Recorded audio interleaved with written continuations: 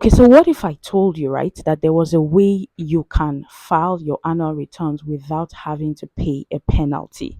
What if I said that, all these huge penalties, you can actually avoid them, or there is a system or a way that you can avoid them? Now, in this video, I'm going to tell you all the things that you can do that you can avoid paying penalty, because I know that sometimes it can be a huge burden.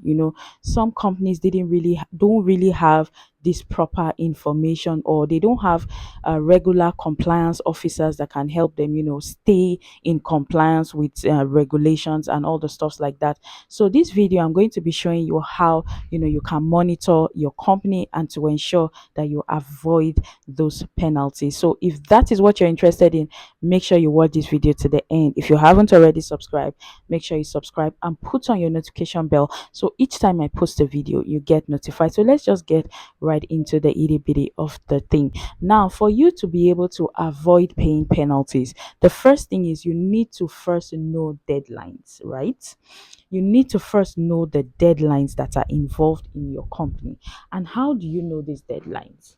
Or how do you come to a place where you fully understand these deadlines? So I'm going to start with small businesses.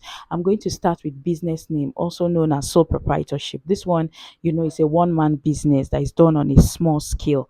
Now, for you to know, for business names, the company annual returns you're expected to file your annual returns the following year after the company was registered. So you have a grace period of when the company was registered. You don't have to file annual returns. But any year after that, you are expected to file annual returns. Let's say, for instance, right, I register a company, let's say today that I'm shooting this video, I register a company on the 31st of March 2025, right? I'm expected to pay annual returns for the following year. I'm not expected to pay annual returns for the year that I registered the company. I'm expected to pay annual returns for the following year, which is 2026. Now, before I even pay annual returns 2026, I can't pay it on the year, on that particular year, which is 2026. I have to wait till December 31st. Yes, I have to wait till December 31st before I can pay that annual returns. Now, I would have to wait till 2026, December 31st. Then I will now file it in 2027. However, the deadline for the 2026 is June 31st. So I is in June. So I have to pay that annual returns before June 2027. I hope you understand it. Now, for limited liability companies, they have, a grace period. If your company ends with the word limited, you are in luck, because you already have a grace period of 18 months. So you are not expected to file annual returns until after 18 months of when the company was registered. So if my company was registered today, which is the 31st of March 2025, I would start counting in months from April till 18 months. Once it's 18 months, I know, okay, that is when I need to file annual return. So limited liability companies are lucky like that. So also IT is just like business name, incorporated trustees. That's, NGOs, foundations, associations, clubs, churches, and mosques. Okay. So they have to file annual returns a year after too. That is the year that it was registered, they don't have to file annual returns.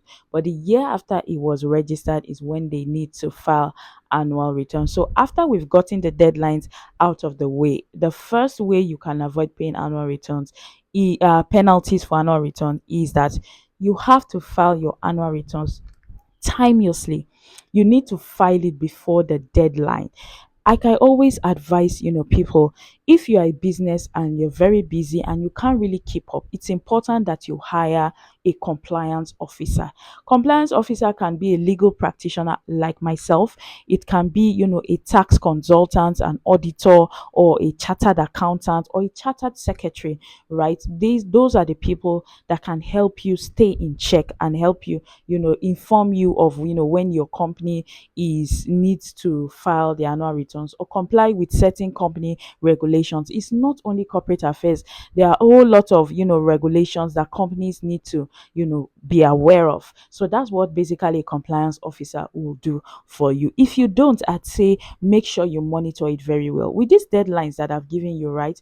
If you monitor it, if you have a Google Calendar, you can put it on your Google Calendar so that you can just keep yourself in check. You can be able to monitor, when it gets expired, when it's supposed to expire, so you can file it timelessly, you can file it online. So online, since the CSA moved all their database or all their operations online, it has really made things more easier and seamless. You can easily log on to the company and, or log on to their website and file the annual returns. And I tell you this, right, it doesn't really take time, it doesn't really take much, sure that your company details are up to date. For you to file annual returns, you need to have, the at least have the that's for people that filed before this online, registration started. People that filed before, I think 2017 or thereabout. I think that was when this online registration really started in full force. So if you registered your company before then, please make sure you have at least, old documents, the documents where you have your certificate of incorporation and the details of the directors and shareholders. If you don't have that, you can easily apply for the company status online, which is like you're doing a search to know the company information, because that is what you will use to fill the form for the annual returns. Then another thing you need to have, so that you avoid the penalty, is you need to have your statement of affairs. You need to have your statement of affairs on ground. That statement of affairs will basically just explain to the CSA what you have been doing the past year. An accredited agent. An accredited agent is either a lawyer, a chartered secretary, a chartered accountant, accredited agent. Don't try to do these things yourself. It will not only waste your time.